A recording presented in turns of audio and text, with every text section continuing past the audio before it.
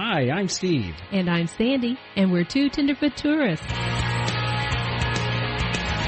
Welcome to episode 89, the one about First Cruise Preview, Part 1.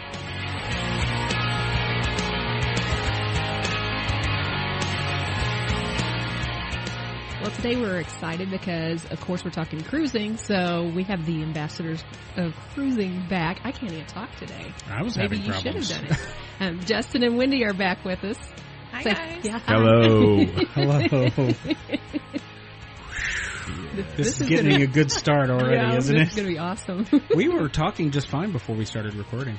So what we want to talk about today is because we are going on our first cruise coming up. Right? Correct. With Justin and Wendy. With Justin and Wendy. And the cool thing about it is not only is this our first trip, but trying to figure out how to prepare for it as well. And we think that our conversation may be beneficial if you are taking your first cruise, and also having a little bit of insight about what it is that you need to expect and how to prepare is actually very beneficial. We're all about being prepared. We're not like fly by the seat of your pants kind of people. Right. We want to get it set up where it's very clear for us. And, we're really lucky because most people, when they take their first cruise, they are literally on their own trying to figure it all out. And then we have help. So that is awesome. That's where Wendy and Justin have come in. They've been on many cruises. Yes, we have. This is number Justin. 6. This is number 6. Many. Yeah, we were hooked the first day we ever went on the cruise. Right. I told Wendy, who is my wife, by the way, I told her that this is how we are vacationing for the rest of our lives, and she agreed. And so that's what we've been doing. And how many years have you guys been cruising? Got 'em. How many years now? 6 cruises, So 6 years. Oh, wow. That's awesome. You guys have cruised like all different sorts of ships, though. It's all been in the Royal Caribbean. The Royal Caribbean family. Yes, all different sizes of ships, from their Oasis class ships that have a passenger capacity of 6,000 plus to a smaller ship like Voyager class. The Voyager class and the Navigator of the Seas, which probably has a complement passenger-wise of, I don't know, 3 or 4,000. Okay. That's not including the crew. Like on the Oasis, if you're talking the crew and the passengers, it's almost, it's upwards of 9,000 plus. Wow. And that is, the 9,000 incredible. is like the Oasis, right? The Oasis class, that's right. So now this is also a first for you guys, even though you guys have ridden, cruising. You guys have been cruising for a while. Saddle that puppy, get it and ride it off into the sunset. Yes. But you, this is a first because this is the smallest ship you've ever been on. Yes. And also, what's the other thing that this is a first for you? First time for inside cabins. Inside cabins. And we're traveling with multiple teenage girls, so we have connecting cabins, which we've never had before. I'm just laughing because I love you. It's going to be so great. First time for our daughter and her friend, we did drink packages. We've never done that before. Mm-hmm. First time in a Royal Caribbean ship that has a centrum, which is basically an atrium. All the other ones that we've been on have like a promenade, which is more kind of like a mall. Oh, okay. And so this is going to be a new one for us as well. Also, we've never been in a ship with this much glass. We're excited about that because it is one of their older ships. It was built in 1997, although it's been refurbished a couple times. It's also been whacked in half and added to some 70 feet. 70 feet. I was way off. Yeah, it's about 70 feet or so. There's a couple of other first times as well. First time doing a shorter cruise. We're doing 4 nights. We've always done 7 before. And also first time during what's considered peak travel season because we will be leaving on a holiday. Right, which is funny because that's the only reason I get to go. Sure. Because usually during the better times to travel, the cheaper times to travel, Right. I'm working. Right. So, there are a lot of firsts, and we're excited about this ship. It's still a very well-maintained ship. That's what Royal Caribbean does best, I think. Oh, first time for my time dining as well. So that's another Oh, wow. first. Yeah. Okay, Lots of firsts. Yeah, there's a lot. Let's talk about that because one of the things that we were trying to get ready for is making decisions and trying to save money at the same time. Is like, did we want a refreshment package? Did we want a dining package? What exactly it is that we were looking for? And per your guys' advice, you said just wait. They usually bring them down. And we did just that, and we saved 30% on our refreshments package, which I don't remember what it was specifically. But anyway, we ended up spending like $20 a person. And that enabled us to get like all kinds of refreshments that you wouldn't normally get outside for free. You usually have to pay for, like chocolate milk, non-alcoholic cocktails, freshly squeezed orange juice, probably. Yep, all bottled those, water, all kinds of bottled water. I believe it's and I think smoothies was on expensive. there too. Isn't that what you told me? Yeah, smoothies, anything that is on that refreshments. Basically, what is considered refreshment is you get it complimentary, which is really nice. I think it normally retails for $26 a day plus the 18% gratuity. I've heard gratuities are going up to 20%. Okay. So, but Black Friday is actually the best deal. I think we got it for $17. Wow. And we used onboard credit, so it ended up being like $50 for the entire cruise for Hannah's. Oh, okay. Yeah, it really pays to watch their sales because they have them all the time. It's not like they have them once in a while. They have them with some regularity. And so you can get some really great deals on excursions and drinks and all kinds of good stuff. And if you find a better deal, you can always cancel and rebook it at the current better price. See, and that's great. Usually, in most cases with things like that, you get it, you're stuck with that. You missed out on the new one. Yeah. So explain My Time Dining. Okay. So of an evening for the meal, if you go to the main dining room, they have traditional first and second seating, which is usually like around 5:30 and then like at 8 o'clock for the second. And you have to show up at that time. And usually the formal dinner, it takes between an hour and a half, 2 hours, to go through appetizers and, all the way to dessert. Well, on My Time Dining, you're not locked into those times. You can either just show up like you would at a restaurant and be put on a waiting list to be seated. So if you meet new friends and you want to sit with them, or one night you may have 2 people, the next night you may have like 8 people. You just have more flexibility. At the main dining room, you're sitting with the same people every single night. Right. If people go to a specialty dining room, you may have like a mainly empty table instead of it being full. And that's part of the fun of cruising, is getting to know people. And, so the My Time Dining, you can either do that you show up, or you can also call like your first day. If you know what time you want to do your dinner every single night, you can go ahead and make a reservation at the same time every single night. But you've got more flexibility instead of having to show up at 5:30 or 8 o'clock. Right. And before the ships that we've been on, they would traditionally have 2 like show times for their entertainment for the evening that would coincide with the dinner schedule. So say you went to the early dining, then you would go to the late show. If you did the late dining, you would go to the early show. Well, sometimes they would only offer a show one time. And so because of our dining schedule, we couldn't always make all the things that we wanted to.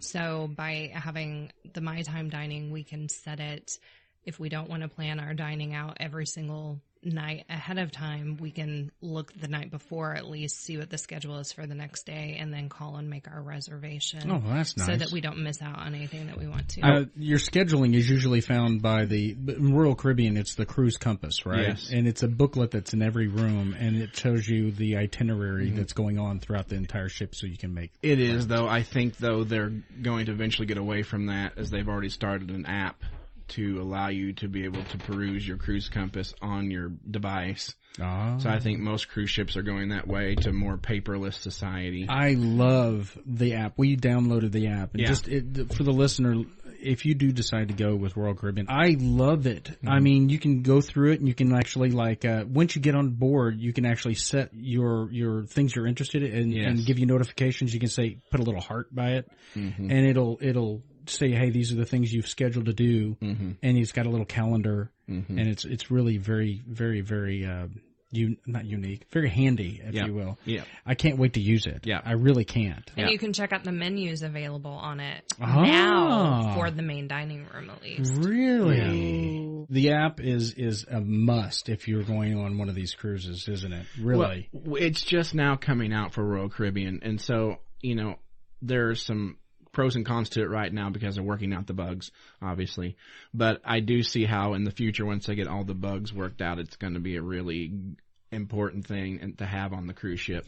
What confuses me is like, okay, so Royal Caribbean has the internet package called Zoom. Yep. Is that right? It's or Vroom or Zoom? It's called Voom, and it's Voom. It's one of the fastest ones of any cruise line. Well, but if you read on your app, it says that log on to their free Wi-Fi. Yes. So does that mean it's just like it's got a local Wi-Fi on the ship, but if you want to go out past that, then it's going to cost you extra? No, what it is that you can use the Wi-Fi to be able to use the app for free. Okay. Okay. So you won't have to pay for that. Okay. But you will use the Wi-Fi too for your internet travel because it goes from the ship to the satellite system. And so when it's doing that, when it's going out to the rest of the world through the World Wide Web, then yeah, it costs you. So if you use anything other than the app, you have to have the package. Okay, Yes. so this is the thing I'm trying to deal with, and you'll be interested in knowing if whether or not this is true. But what concerns me is like you got apps that run in the background. Yes. So can you put it on airplane Yes. mode You need to put it on airplane mode. and still use the Wi-Fi? Yes, you still should be Okay, able to. that Yes. that answers my That's question. good to know. I didn't know that stuff. That's good. Because of the fact that I'm going to get notifications on Yes. Facebook, and then immediately I'm getting charged. Yes. And if you don't put it on airplane mode and you don't have an internet package, you're going to be charged out the wazoo. Yeah. I mean, your phone bill when you get home is going to be astronomical. I know of people personally, and I've heard their testimony, literally come home and have a bill for over $1,000 because they didn't realize what was going on. But if you put it in airplane mode, It shouldn't be a problem. it shouldn't be a problem. That's what we do. We've even done that when we went to Mexico, leave it in airplane mode, but when you're at the port, you can hook up to Wi-Fi at shops or beaches, Okay. and you can still use Facebook if you want to. You can do FaceTime and actually call someone. There's also some apps that you can use to call. There was one time we went on a cruise and our daughter stayed in the U.S. because she was on a trip with her grandparents, and so we used a phone app to be able to call her while we were in port. Okay. All right. So, so once we get cause we're, our port that we're going, we only have one port we're going to, and that's Cozumel. Right. They have places that have free Wi-Fi in that area. So Yes. we can actually live podcast or whatever we want from that You position. mean live stream? Live stream. That's the word. Our beach excursion that we booked, all of us, there is Playa Maya. Playa Mia. Playa Mia.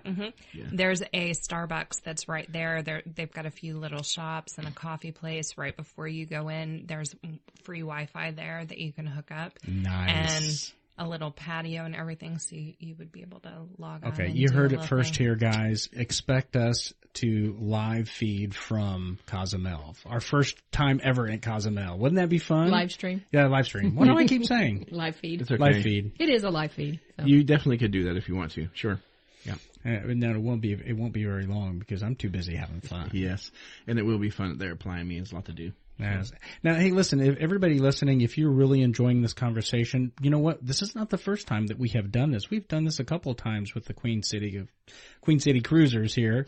So, Justin and Wendy. Queen City, right? Did I say it right? Okay. That's right. Okay, so you can go back to episodes 68 and 69, Beginner's Guide to Cruising, right? And we also had Sean and Jen, a couple of other friends of ours were in here in the studio, and that's also the episode where you first learned you're going on your cruise. Yes, that was a surprise. That was a big surprise. And then if you want to go back even further, we have a 3-part episode, episode 17, 18, 19, cruising vacations. If you really, really want to hear more about the things that we're discussing, you want to learn more about cruising, these are great episodes. Just go back, listen to them, and join. All with Justin and Wendy. All with Justin and Wendy. Yay. Yay.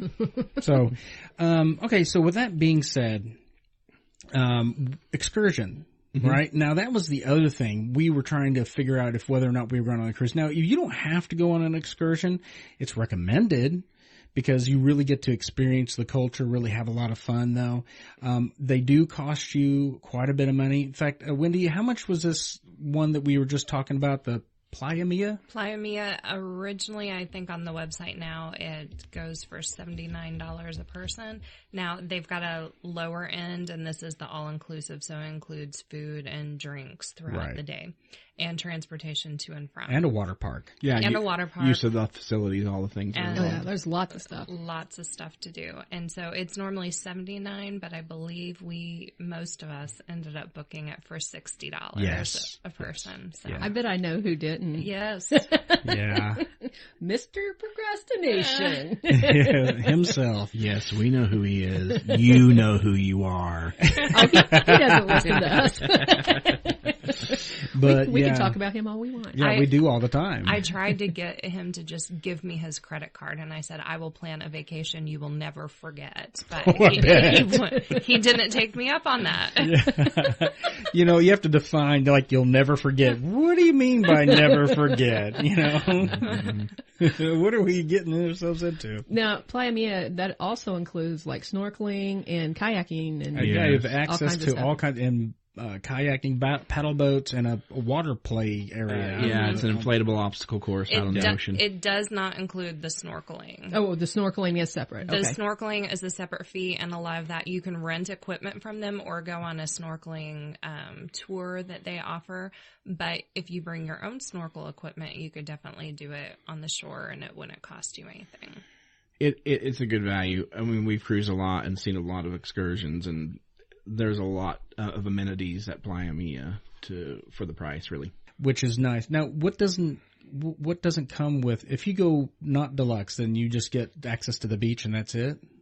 Pretty much, and the transportation to and from. Probably the pools too, I'm guessing. That's use of the facilities. Yeah. Oh, like the bathroom. There's freshwater pools, and then there's the ocean, so you probably can use that. Now, one thing that will be an upcharge if you choose to do it, it was worth it when we went to Playa Mia last time, is if you want to rent a locker for the day to put your cash, keys, all that. It's like a huge locker. I think we had biggest I've ever seen for all three of us. And it was $8, and then they give you a partial refund when you turn in your key. And I'm guessing you can just come back and forth getting stuff and putting stuff up and all that. Yep. That's the way. Because they give you the key to it, so you can tie it around your bathing suit or something. The thing about the excursions on this particular cruise, because we only have one port in Cozumel, is that Sandy and I wanted to go see the Aztec ruins and stuff like that, which was going to be an all-day journey, and we would like maybe 10 minutes there looking at the ruins, and we come right back. It was long drive there, long drive back. It was an lots insane of walking, super hot. Super hot. Yeah. And there's a lot to do there in Cozumel. Yeah. And for being a first-time cruiser, it's great to book something through the ship because you're guaranteed that they will wait for you if for some reason you're late. Yeah, have you ever been on YouTube and you see these people who arrive late to the ship and the ship is just taking off? Yes, you have to take that very serious because that's exactly what they do. Yeah. If you are late and they pull the gangplank in, you're done for. You're like flying home. Right, exactly. Even if your family's on the ship and you're not. Well, so that's one of the reasons in the very first time we ever sat down with you and talked about cruising, one of the things that we discussed was having a, passport. Yes. Having a passport is like, it's recommended, but it doesn't necessarily have to, you don't necessarily have to have one, but in that situation, you're going to wish you had a passport. Yes, because if you don't have a passport, you're going to be going to the U.S. consulate in whatever country you're at and having to go through the entire process for them to identify you. It's expensive and a long You can time. be there for a while for sure. Yeah. So, make a long story short, take the time, get your passport, and it's a lot easier to get a passport now than it was like 10 years ago. I mean, 10 years ago, it's like you had to wait months and months and months. It's a lot quicker for sure. Yeah, we got ours very quickly. Yeah. So, and you know what? It's really worth it. It saves you a lot of time and headache. And, also picking the right insurance was a problem for us as well. Getting vacation insurance was one of the things that I struggled with the most because of the fact that I felt like I was not getting enough coverage and I was paying too much. Yeah. But because, I was talking to, our travel agent, Andrea Bateman, over at Adelman Travel. Adelman Travel.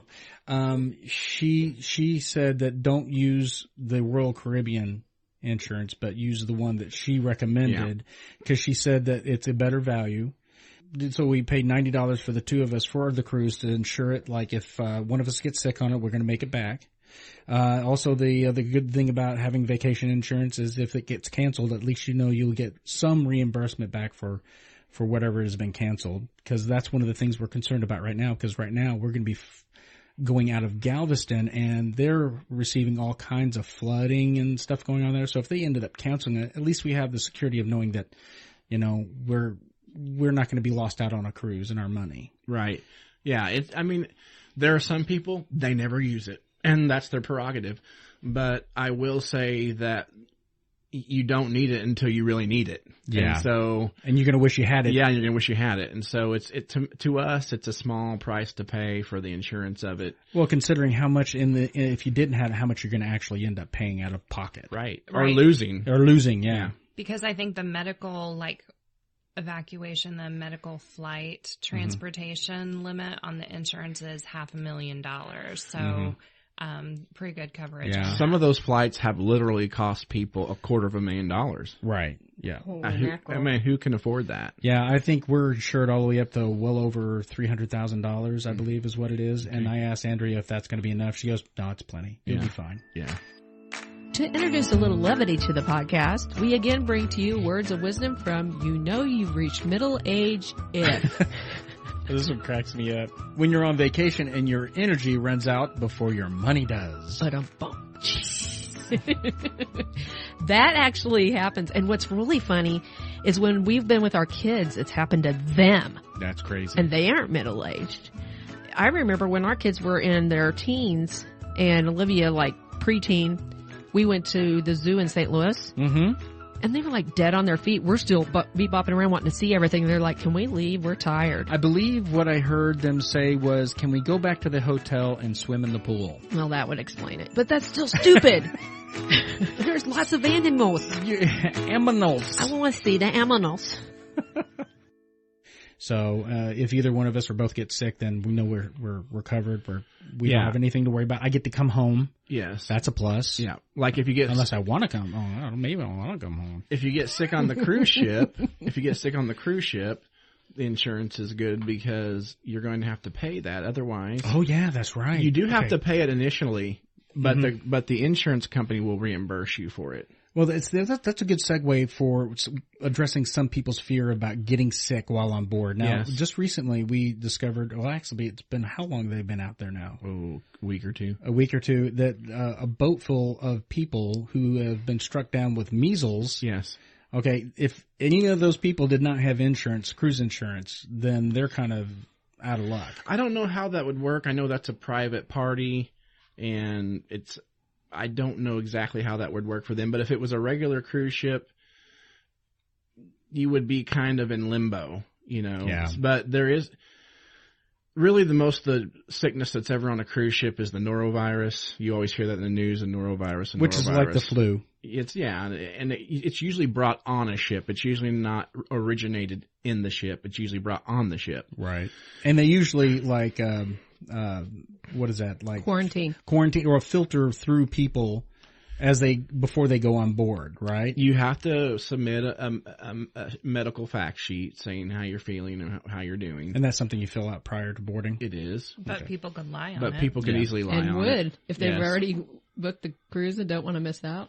But if you hear in the news of a cruise ship having norovirus, what that means is that a certain percentage of the passengers have it. They're not required by law to divulge it unless a certain percentage of passengers have it. I think it's 2 or 4%, something like that. Right. So if you're hearing on the news, then there's a significant amount of people on the ship who are sick. It's not a life-threatening illness. Right. But they will quarantine you because, it can be passed along. And but if they see that you have that or you've been diagnosed with that, they automatically quarantine, like Sandy said, they will quarantine you. I mean, it's not like Russia's gulag. I mean, they're going to help you and they're going to see if you're okay, and the hospital staff's going to check on you and that kind of thing. Right. The hospital staff and the infirmary on a cruise ship is very well stocked. They're not going to be able to perform open heart surgery.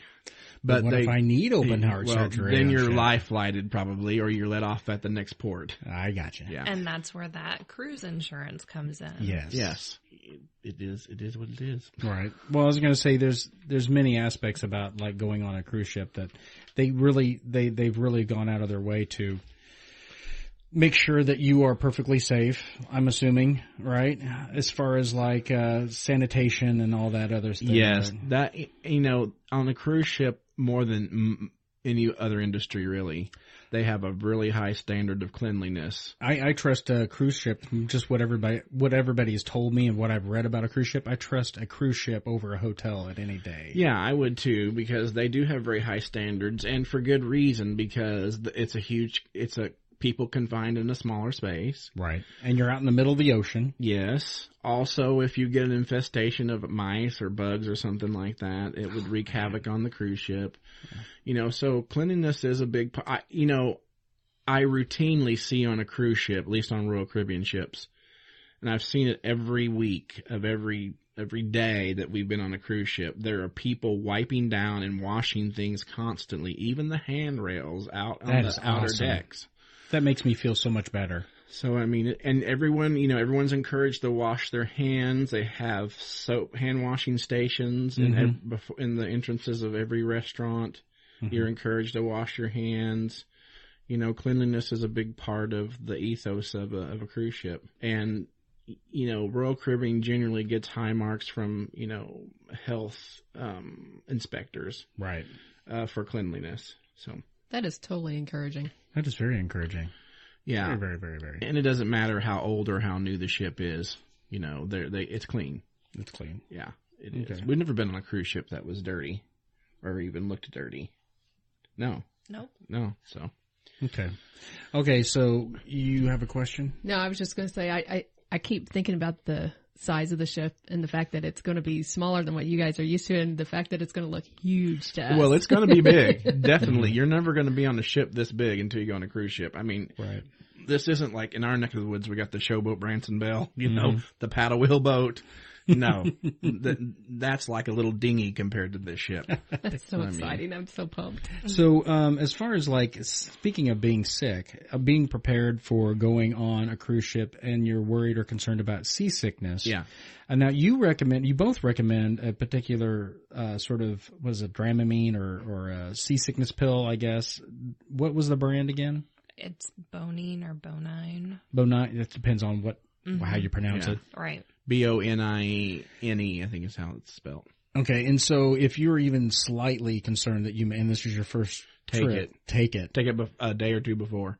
Okay, so the other question is the day or two before. And Wendy even suggested that you take it a few days after. Yes, as you're readjusting back to land. Right. So do you take that throughout the cruise once a day, I guess, or? I take, you can take 1 or 2 tablets. They dissolve under your tongue. Oh. And so I take them, even though they're non-drowsy, I take them of a nighttime because if they do make you drowsy for some reason, you have to go to sleep anyway. So I take 2 at bedtime, starting a day or 2 before the cruise, and take it every single night until a night or 2 after the cruise. I don't take anything because motion sickness doesn't bother me. Yeah, so. Sandy's, I think you and I are both taking a chance. I definitely am going to take it. You are definitely. It's smart for your first time. It's good insurance. I've heard of some people, they get sicky or seasick. Do they get sicky? They get sicky. They get nauseous even riding in an elevator. Was that you telling me about that? Yes, a friend of ours that went on a cruise with us got sick just traveling in an elevator, and so she was concerned about it. She ended up taking that on the cruise and had no issues. So it's a good product then. It is. It's the same thing that flight attendants use as well, so our travel agent recommended it to us.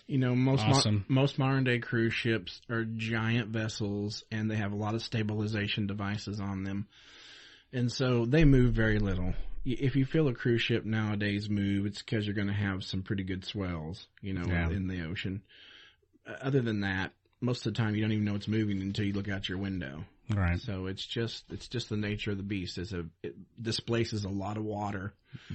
And it's not a light vessel.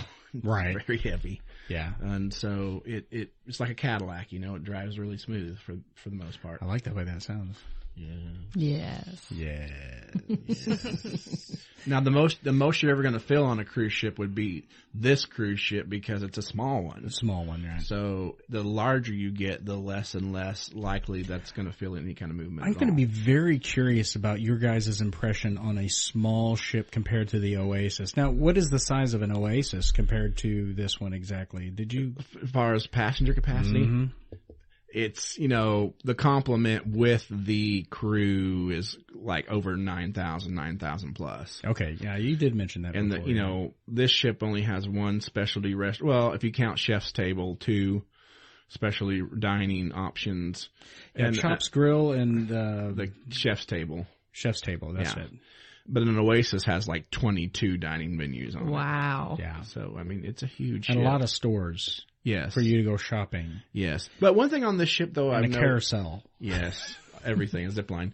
One thing I've seen on this cruise ship, though, is even though we've went on all these larger cruise ships, and Royal Caribbean has certain standard venues throughout their complement of ships, like the schooner bar, things like that. Sure. This ship appears to have the biggest schooner bar we've ever seen. Oh, really? Yes, it has a lot of big. The venues you are said bigger. The schooner is a part of your package. No, I'm saying it's part of their complement of their venues. Just wanted to clarify. Just make sure it's a classic bar for Royal Caribbean. This one appears to be the biggest one we've ever seen. The venues on this ship are pretty big. Yeah, My Fair Lady is the dining room. Dining room. That's the one that comes with the cruise. Yeah, that's complimentary. And that dining room holds, I think I read, about 1,200 people. Oh, wow. So, and it's 2 floors. It's 2 floors. Yeah. Yeah. One level of the main dining room is for the traditional, the seated time. I did not know that. And then the second level is the my time. Ah. Yeah. Okay. Yeah. So, wow, that amazes me. There you go. Okay, so let me see. Now, we've covered a lot of territory. We've covered passports. We got that before our cruise, right? Mm-hmm. It's highly recommended, especially travel insurance, which kind of goes tandem with the passports if you really think about it, because you need both, really, in order to make your transition to get back home or if you're sick or anything like that really smooth. And then you need the insurance because of the fact that if something happens that's out of your control, then you know for sure that your cruise has been covered. Now, what else did we cover? Our firsts. This is the first time you've ever been on this particular size of ship. Yep, it's a vision class. Yep, vision class. Inside stateroom and joining rooms for you. Mm-hmm. And going with teenagers. Mm-hmm. So, I mean, my question is, and we also covered the excursion in Playa Mia. I'm never going to get that right. Now, we got the deluxe package, is what you said, yes. Now, if someone's listening and going like, you know what, I don't want to spend that kind of money. I don't want the excursion because it costs extra. I don't want any of those things, right? There's still plenty to do either on ship when you're at port or at port right there. And I mean, you could go down there and you could look at shops. There's gift stores down there, correct? Yes. There's free access beaches. There's shops. You can just wander the streets of Cozumel there or go to San Miguel because it's close. You don't have to spend anything. That's the beauty of a cruise ship is that you don't have to spend anything extra if you don't want to, and you're still going to have a good cruise and a good time. Right. In fact, Wendy and I have talked about trying to do a cruise and not spend anything extra just for the fun of it, which we'll probably eventually do. But, if I had to choose between going on a cruise and say I'm not going to go on a cruise because I can't do anything extra, to going on a cruise and not doing anything extra, I'm going on a cruise and not doing anything extra because you still have great value, you still have great entertainment, great food. Free entertainment, Yes, live music, comedy, there's tons of complimentary stuff. Yeah. I noticed that some of the things that we are preparing and thinking about doing, there's some classes for dancing there. There's also some contests and stuff like that. Lots of those. Yeah, so belly flop contest. Are you doing it? No, I think we should get Sean to do it though. He does a great cannonball. Sandy joked. She was joking. Says, "I'm going to put you in for the sexiest man." Yep, they do That's that. What I they told do that on all their him. I ships. did tell him. That's a joke. One of their best game shows. One of their best game shows is the Love and Marriage show. Oh yeah, I saw that too. And they have lots of guess the lyric. They have trivia, tons of trivia. We love. I know the they have a trivia. lot of karaoke. Lots of karaoke. A lot of free things. 70s dance party. Oh yeah, there's something Yes. else. Yes. So I mean, that's what I'm like, because we don't have the cruise compass yet, Right. Right, and so this is kind of like a precursor to the cruise compass, and it's can- kind of nice to see. You can look them up. preview some of that on the app. It will have Yeah, activities that's what I was looking listed. at. Yeah, Mhm. There's also various even tell you what day they're happening too. That's nice. There's various cruising websites that will have people who will send like PDF forms of their cruise compasses. Matt Hotchberg does that. Yeah. That's how I learned a lot of the things that I know right now between you and him. Yes. I go to his Royal Caribbean Blog podcast, his website. Yep, and RoyalCaribbeanBlog.com. you can go in there, you can look at all the cruise compasses for the last year or so in there, and you can just kind of like scope out the different ships, and you get some different reviews from different ships that he's been on. In fact, It's really Matt, nice. if you're listening, you should do a show with Steve and Sandy. I would love that. I would too, but I think Matt might be too busy. No, I bet he might do it. You think so? You bet he might. You bet he might. I'll send this podcast to him and Do say, it. hey, Justin says so. I've been on this show a time or two. Yes, you have. I've listened to them. Yes. But okay, so I'm all right. thinking that if they go on one and have no extra money spent, that's definitely an episode in itself. Yeah, I agree with want that. to I do agree. that. We if we do that, we'll do that definitely. Yeah, you'll have to come back on when that happens. Yeah, because there's people who do it all the time.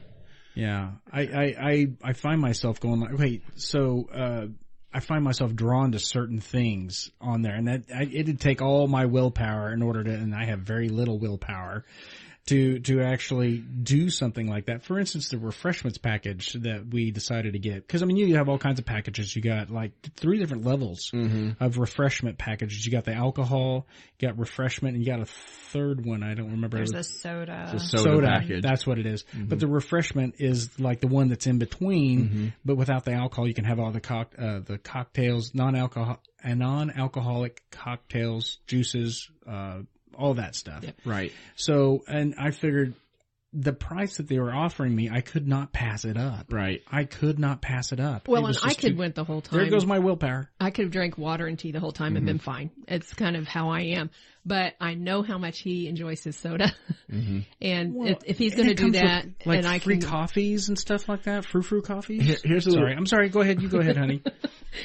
I was just going to say, if he's going to do that anyway, I might as well just splurge and get a smoothie and stuff once in a while too. So it'd be a lot of fun. Right. And here's a little tip on all that.